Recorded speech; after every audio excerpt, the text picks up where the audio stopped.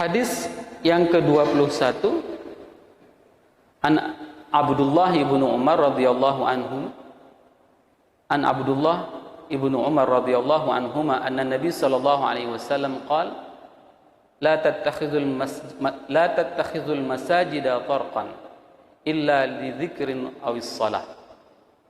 Jangan engkau jadikan masjid itu sebagai tempat lalu lalang, akan tetapi jadikanlah masjid itu sebagai tempat berzikir dan tempat salat.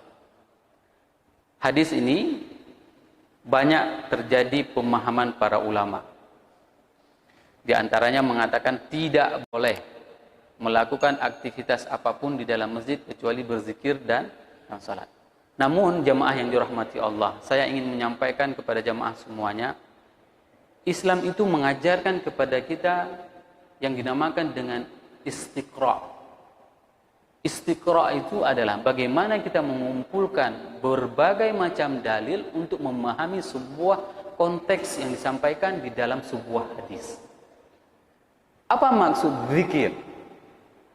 Kalau kita ingin mengumpulkan makna zikir yang dipraktekkan oleh Rasulullah sallallahu alaihi wasallam, itu lebih dari 10 aktivitas zikir yang dipraktekkan oleh Rasulullah sallallahu alaihi wasallam.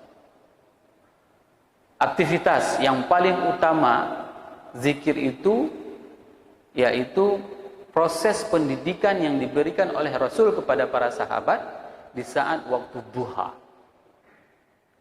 Kenapa? Karena setelah subuh ada berbagai macam aktivitas zikir yang dicontohkan oleh Rasul. Di antara zikir, dan ini tidak pernah saya jumpai di mimbar manapun di Aceh. Rasul begitu setelah salat subuh itu berpaling melihat jamaah dan menanyakan, ada mimpi enggak? Siapa yang ada mimpi malam ini? Kalau ada ustadz yang menanyakan seperti itu, dikirain mau beli nomor. Ya. Ini permasalahannya. Dan itu pernah ditanyakan oleh Rasul. Ditanyakan, siapa yang ada mimpi? Itu diantara bagaimana mengisi dan memahami makna zikir. Bahwasanya di dalam masjid, ya, itu makna zikir itu adalah makna membesarkan dan mengagungkan Allah. Ini sebenarnya yang harus kita pahami bersama. Bukan datang ke masjid, mohon maaf ya, hanya untuk buang air kecil. Ini yang paling parah. Dari mobil, masuk ke toilet, keluar lagi. Coba bayangkan, kalau ada orang seperti itu, ini sungguh parah moralitasnya. Yang hanya pergi ke masjid hanya untuk membuang hajatnya. Dan ini termasuk tanda-tanda kiamat tadi, bahwasanya orang menjadikan masjid itu sebagai tempat berlalu lalang, tempat wisata. Berapa banyak hari ini beberapa masjid yang sudah besar, yang sudah mempunyai nama, yang mempunyai ikon sejarah, itu disediakan hanya untuk datang ke masjid, pakai ini sebentar, masuk, foto-foto, keluar. Ini merupakan tanda akhir zaman yang digambarkan oleh Rasulullah SAW. Bahwasanya kelak di akhir zaman mereka akan menjadikan masjid itu sebagai tempat lalu lalang. Pergi ke masjid, mudah-mudahan tidak nanti terjadi di Masjid Baitur Rahman. Datang ke masjid, foto-foto sebentar, habis itu keluar lagi. Kenapa? Karena ini adalah masjid pertama di Kota Lok Sumawe, mempunyai nilai sejarah. Apalagi nanti kita sudah mendeklarasikan sebagai, katakanlah misalnya Baitur Rahman sebagai halal destination untuk wisata di Kota Lok Sumawe. Maka siap-siap kita datang turis masuk kemari, ya. Maka ini merupakan sebuah gambaran pasti, janji pasti, wa'dul haq dari Rasulullah SAW. Kelak akan datang hari kiamat, pada saat orang menjadikan masjid sebagai tempat lalu lalang. Mereka akan menjadikan masjid sebagai tempat wisata. Hadirin jamaah yang dirahmati Allah, saya kembali ingin menyampaikan kepada jamaah semuanya, sebuah konsep pendidikan itu memang harus dibangun dari masjid. Ya. Dan saya ingin menawarkan bahwasanya pendidikan itu tidak bisa dilepas dari sistem wakaf. Dan salah satu bentuk wakaf di Nusantara ini yang sudah berhasil itu adalah Gontor. Gontor itu sudah mempunyai SPBU, rumah sakit, pendidikan, semua lengkap dari wakaf.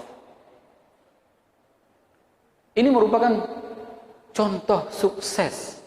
Kita berbicara skala nasional. Gontor itu merupakan salah satu institusi yang mengembangkan jenis wakaf sebagai fundraisingnya. Nah, hari ini di saat kita membuka sebuah markas tempat pendidikan anak-anak kita sebagai tempat kita mengkreat generasi muda, maka kami akan menawarkan sistem wakaf. Dan mudah-mudahan ke depan anak-anak yang belajar di sini tidak ada lagi bayar SPP. Kenapa? Karena memang ada orang tuanya itu digalakkan untuk mengeluarkan wakaf. Kalau SPP itu hanya temporari. Tapi kalau wakaf itu akan terus mengalir pahalanya. Bayangkan kalau seandainya satu orang wali murid itu sanggup menanggung wakaf satu orang ustaz untuk mengajarkan. Berapa banyak pahalanya? Kalau si anak tersebut bisa membaca ayat-ayat di dalam Al-Quran, mulai dari umur 6 tahun dia salat sampai dia meninggal, itu pahala akan mengalir kepada orang yang memberikan wakaf tersebut. Ini yang dinamakan dengan amal jariah. Hari ini konsep SPP, entah apa namanya, itu hanya terikat dengan beban. Tapi Islam tidak pernah mengikat dengan hal-hal seperti itu. Islam mempunyai konsep tersendiri dalam pembiayaan pendidikan, dalam pembiayaan segala urusan umatnya. Ini yang dicontohkan oleh para sahabat. Saya sering mengatakan di mimbar ini, di tempat yang berbahagia ini, Abdurrahman bin Auf itu adalah orang yang paling kaya dan orang yang paling layak menjadi khalifah setelah meninggalnya Umar bin Khattab. Kenapa? Karena sepertiga harta Abdurrahman bin Auf itu pernah dihutangkan kepada seluruh penduduk Madinah. Sepertiga harta Abdurrahman bin Auf itu pernah diberikan pinjaman kepada sepertiga penduduk Madinah. Dan sepertiga penduduk Madinah yang lainnya itu disilaturahimi oleh harta Abdurrahman bin Auf. Kalau Abdurrahman bin Auf jumpa, mana tahu misalnya kita hidup pada masa itu. Assalamualaikum, waalaikumsalam, apa kabar? Kabar baik. Oh, ini ada uang 1000 dinar. Bayangkan, ini sosok Abdurrahman bin Auf yang di saat beliau mendengarkan bahwasanya beliau itu akan terlambat masuk surga setengah hari dari orang miskin, beliau menangis. Kenapa? Karena kaya sekali memang. Bagaimana? Pada saat itu Umar bin Khattab meninggal dan pada saat itu orang semua menunjuk kepada Abdurrahman bin Auf. Dan apa yang terjadi? Beliau sendiri yang mengatakan bahwasanya, saya tidak berminat menjadi khalifah. Beda sama kita hari ini. Kalau kita sudah turun ke lapangan, punya target, pasti kita akan mencalonkan diri sebagai kepala daerah. Abdurrahman bin Auf tidak seperti itu. Semua penduduk Madinah itu sudah pernah merasakan harta Abdurrahman bin Auf dan beliau tidak mau. Sehingga beliau mengatakan kepada para sahabat yang lain, biar saya yang memimpin untuk pemilihan khalifah, karena saya tidak berminat menjadi khalifah. Ini sebenarnya spirit para pengusaha muslim seperti inilah yang sebenarnya kita menginginkan ada dari jamaah kita. Dan kita sudah sangat mengharapkan dan sangat bersyukur. Kenapa? Karena di masjid inilah di mana tempat orang yang paling semangat untuk bersedekah. Ini sebenarnya sebuah harapan kita. Di saat kita mempunyai sebuah lembaga pendidikan, insya Allah ke depan juga kita akan mempunyai yang dinamakan dengan lembaga pemberdayaan ekonominya. Kenapa? Karena di masjid ini merupakan sebagai sentral peradaban. Masjid ini merupakan sebagai pusat kegiatan dan aktivitas umat Islam. Saya ingin menceritakan sedikit bagaimana etikanya. Kenapa dilarang untuk melakukan transaksi kegiatan di dalam masjid? Di dalam masjid yang dilarang. Bahkan, Bapak Ibu jamaah yang dirahmati Allah boleh membaca manaqib Imam Syafi'i. Imam Syafi'i seumur hidup itu tidak pernah menjulurkan kakinya ke kiblat. Begitulah respeknya Imam Syafi'i terhadap kiblat. Bayangkan, seumur hidupnya Imam Syafi'i itu tidak pernah menjulurkan kakinya ke kiblat. Ini respek.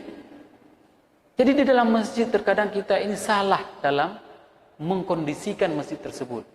Di masjid kadang-kadang kita menceritakan entah apa-apa saja yang kita ceritakan di dalam masjid. Seharusnya ini yang tidak boleh terjadi. Harus kita ihtiramkan masjid. Kita jadikan masjid sebagai tempat kita untuk bisa mengabdi diri kita kepada Allah Subhanahu wa ta'ala. InsyaAllah kalau ada kesempatan yang akan datang, kita akan membacakan hadis dan ayat tentang tanda kiamat besar, dan pada saat itu semua amal akan tertutup. Subhanakallahumma wa bihamdika asyhadu an la ilaha illa anta astaghfiruka wa atubu ilaik. Wassalamualaikum warahmatullahi wabarakatuh.